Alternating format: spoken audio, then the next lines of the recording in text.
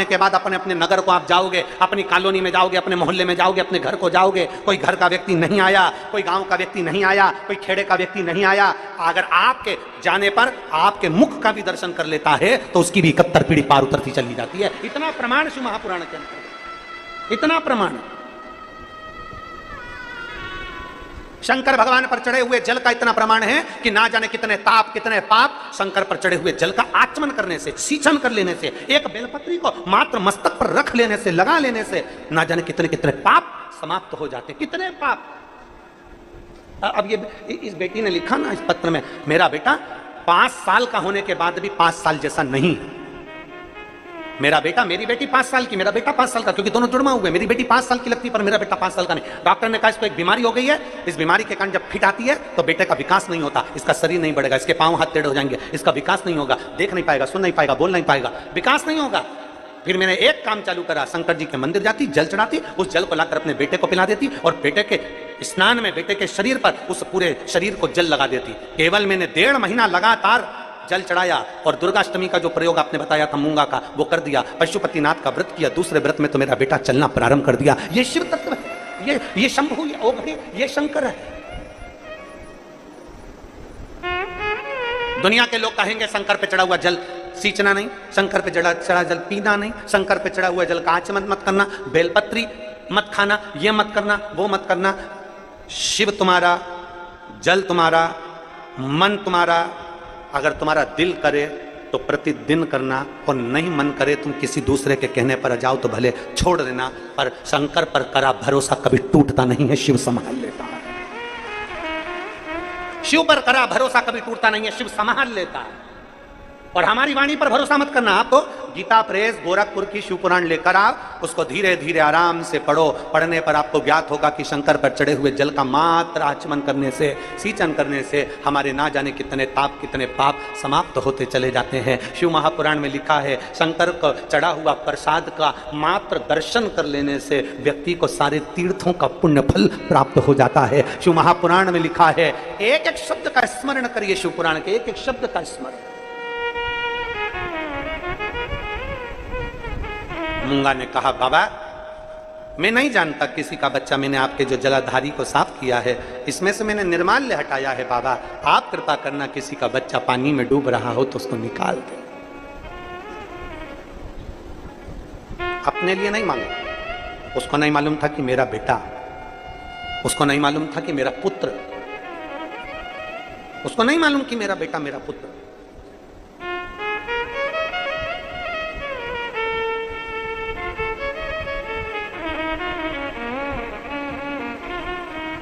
एक व्यक्ति ने एक प्रश्न किया, क्यों गुरुजी तुम्हारा शंकर भगवान इतना फ्री है क्या कि कोई बुलाता और तुरंत दौड़ के आ जाता है? तुम्हारा भोलेनाथ इतना फ्री है क्या कि कोई भक्त ने जल चढ़ाया, मांगा और उसे मिल गया? और मांगने का ही तो प्रमाण है ये इतने पत्र ढेर लगे जिनको पढ़ ही नहीं पा रहे।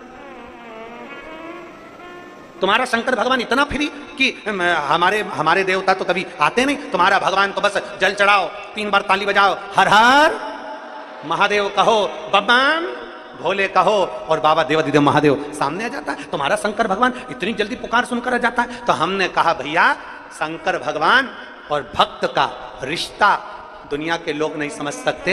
शंकर भगवान भगवान नारायण के भी पिता हैं, शंकर भगवान ब्रह्मा जी के दादा हैं, शंकर भगवान इंद्र के परदादा हैं, शंकर भगवान सारे देवी देवताओं के दादा और परदादा हैं। तो उससे हमारा रिश्ता बाप और बेटे का है, उससे हमारा रिश्ता बेटी और बाप का है।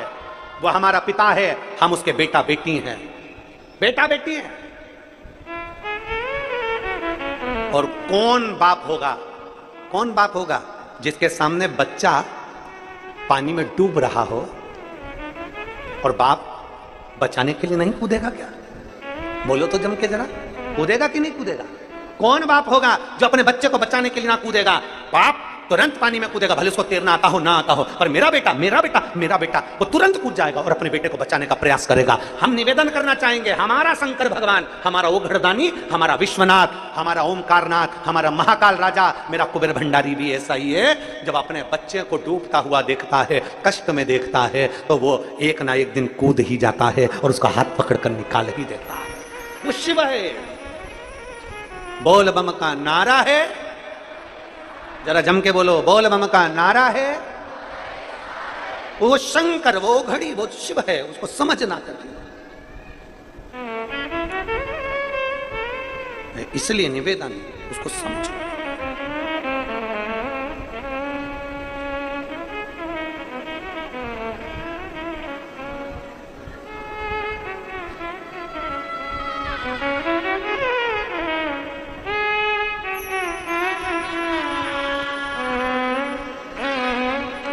करते रहोगे तो जीवन में एक आनंद की लहरता उत्पन्न होती रहेगी।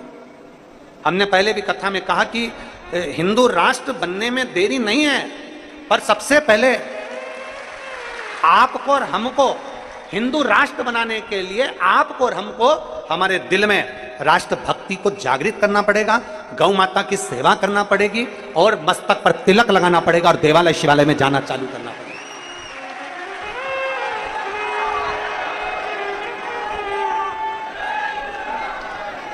ये पवित्र भूमि है वीर शिवाजी की, महाराष्ट्र की पवित्र धरा छत्रपति वीर शिवाजी की है।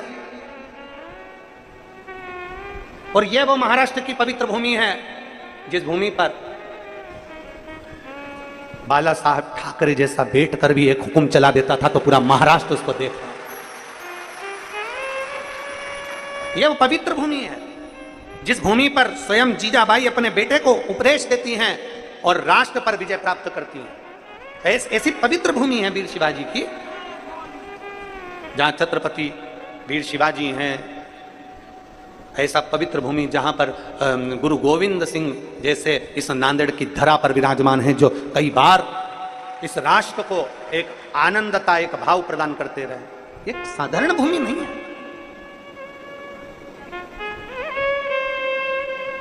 कभी आपने विचार करा कि गुरु गोविंद सिंह जी कल हम गए, परसों के दिन कल हम लोग जब दर्शन के लिए परसों पहुंचे माथा टेकने के लिए, तो बड़ा एक तेज, बड़ा एक आनंद था भूमि पर। तो कभी विचार करिएगा, कहाँ पंजाब, कहाँ नांदेड़, और मेरे गुरु गोविंद सिंह जी इस पवित्र धरा पर माँ गोदावरी के तट पर आए, और अगर उनके प्राण इस भूमि पर अगर गए हैं तो जरा विचार करिएगा, ये धरा कोई साधारण नहीं हो सकती, ये भूमि कोई साधारण नहीं।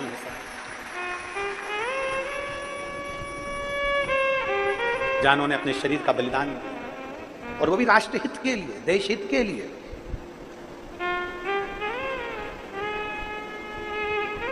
एक विश्वास अपने भीतर करिए। मूंगा भगत ने कहा कि मैं नहीं जानता किसका बच्चा है, मंदिर में सेवा करना, मंदिर में चाकरी करना, मंदिर में झाड़ू लगाना, पोछा लगाना, सेवा करना, कथा में आओ तो बन सके तो थोड़ी सी सेवा करना, बन सके तो थोड़ी सेवा करना। और भगवान अगर तुम्हें धन दिया है तो प्रयास करना कि किसी प्यासे को पानी पिला सको, किसी भूखे को भोजन करा सको, यह भी प्रयास करना, ये भी प्रयास करें।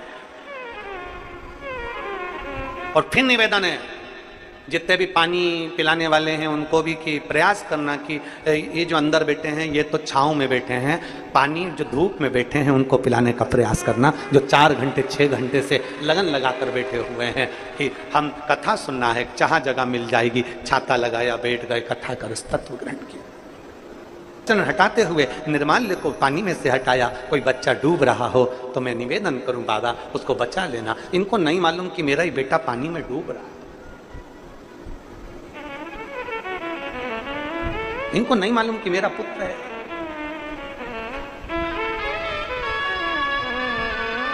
बस शिव खुद नहीं आता, शंकर खुद नहीं आते, शिव मार्गदर्शन देने के लिए समय समय पर भेजते रहते हैं। जैसे जिस समय पर पूरा सनातन धर्म संकट में पड़ा था तो जगत गुरु शंकराचार्य जी को भेज दिया गया था शिव तत्व के रूप में, 4 पीठ का निर्माण कर दिया। संत नामदेव जी को भेज दिया, संत ज्ञानेश्वर जी को भेज दिया, संत तुकाराम जी को भेज दिया, जनाबाई को भेज दिया। कितने कितने संत गुरु नानक देव जी को भेज दिया, रामकृष्ण परमहंस जी को भेज दिया, मीराबाई, कर्माबाई, ना जाने कितने कितने संतों को भेज दिया। क्यों? केवल सनातन धर्म की रक्षा के लिए। और कितना विश्वास होगा, कितना भरोसा होगा भगवान के प्रति, जरा विचार करिए। नामदेव जी महाराज, जिनको लोग कह देते थे छोटा है, नामदेव जी को कह देते थे छोटा है। नामदेव जी को कह देते थे छोटा है।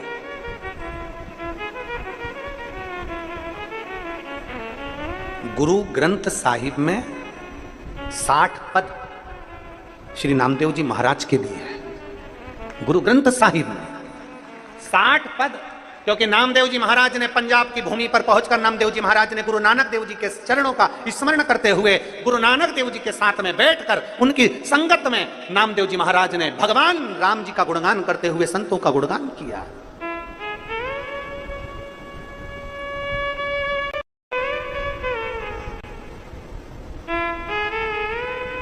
और ओडा नाकनाथ में गुरु नानक देव जी और नामदेव जी दोनों गए।